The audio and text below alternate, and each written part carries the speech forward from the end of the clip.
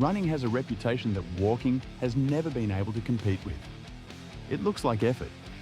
It feels like sacrifice.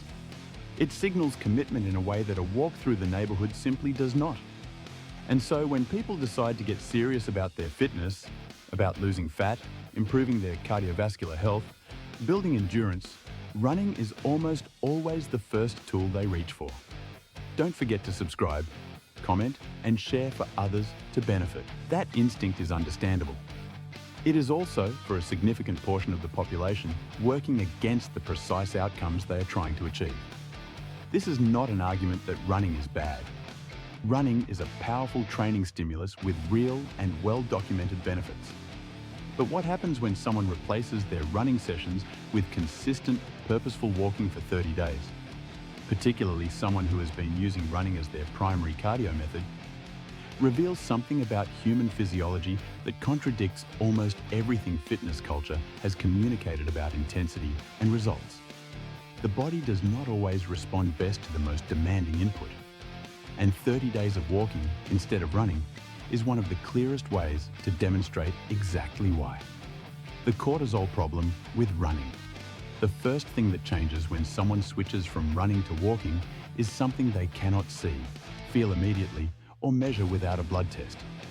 But it begins shifting within the first week, and its downstream effects touch nearly every other system in the body.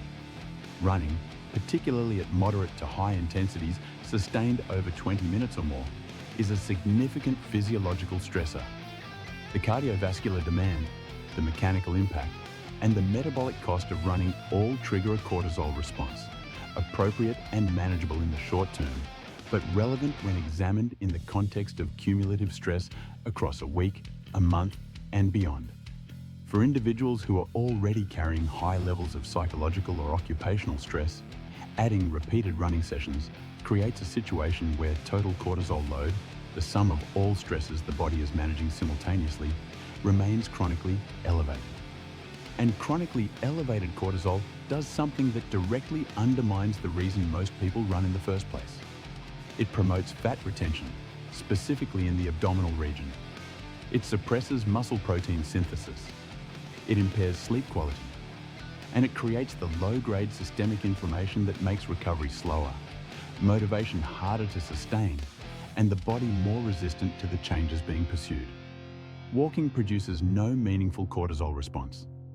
A 30 to 60-minute walk at a comfortable pace is processed by the body not as a stressor, but as a recovery-compatible activity. It generates cardiovascular and metabolic benefit without adding to the cortisol burden that high-stress individuals are already managing. Within 2 to 3 weeks of replacing running with walking, many people notice that their sleep deepens, their recovery between sessions feels more complete, and the stubborn midsection fat that running never seemed to address begins shifting, precisely because the hormonal environment is no longer being driven in the direction that preserved it. The fat oxidation truth.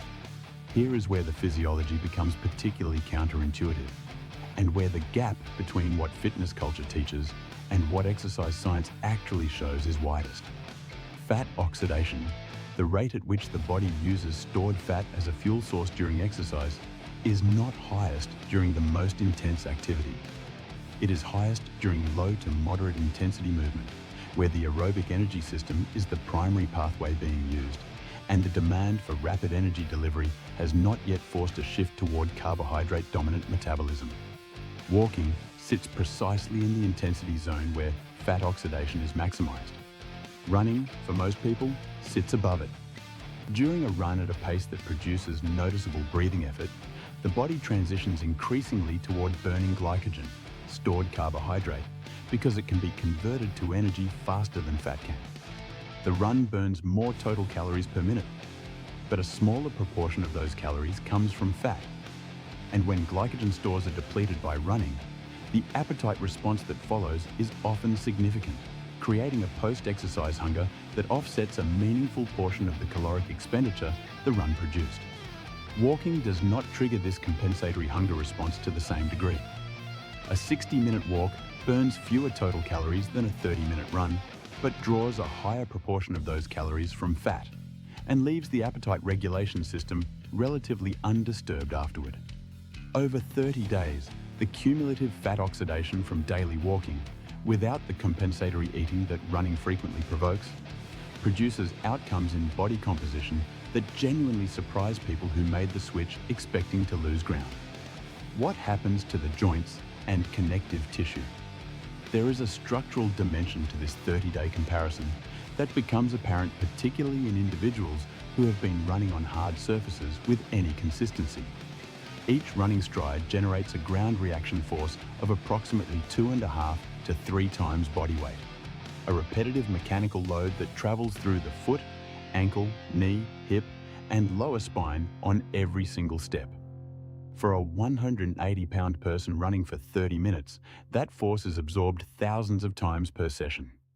The musculoskeletal system is designed to handle this, but it requires adequate recovery between sessions, sufficient sleep, good nutritional support, and a progressive introduction of volume and intensity to adapt properly. Most recreational runners do not train this way. They run through early warning signals, joint stiffness, recurring tightness in specific areas, fatigue that doesn't resolve, because the discomfort doesn't yet constitute what they would classify as an injury. This is the period in which the repetitive mechanical stress is outpacing the tissue's repair capacity, and the cumulative damage is accumulating below the threshold of acute pain. Walking generates ground reaction forces of approximately 1 to 1.25 times body weight. The mechanical load on joints and connective tissue is dramatically lower.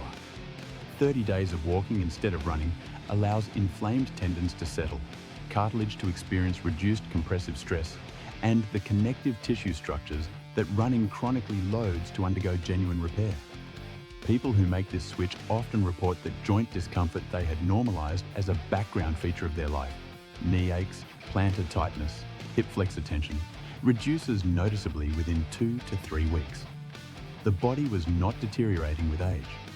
It was operating under a mechanical load it never had adequate time to recover from. Conclusion: 30 days of walking instead of running will not make someone slower, weaker, or less fit in any meaningful sense. For a significant proportion of people, particularly those dealing with high stress, disrupted sleep, joint discomfort, or the frustrating plateau where running is producing effort without proportionate results, it will produce measurably better outcomes across every relevant marker.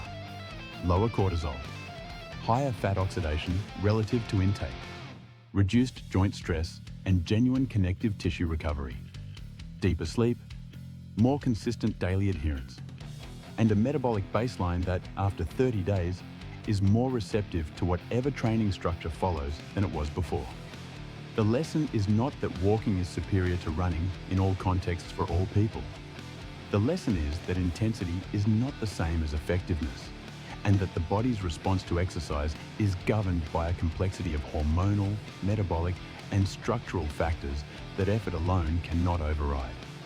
Walk for 30 days with intention and consistency.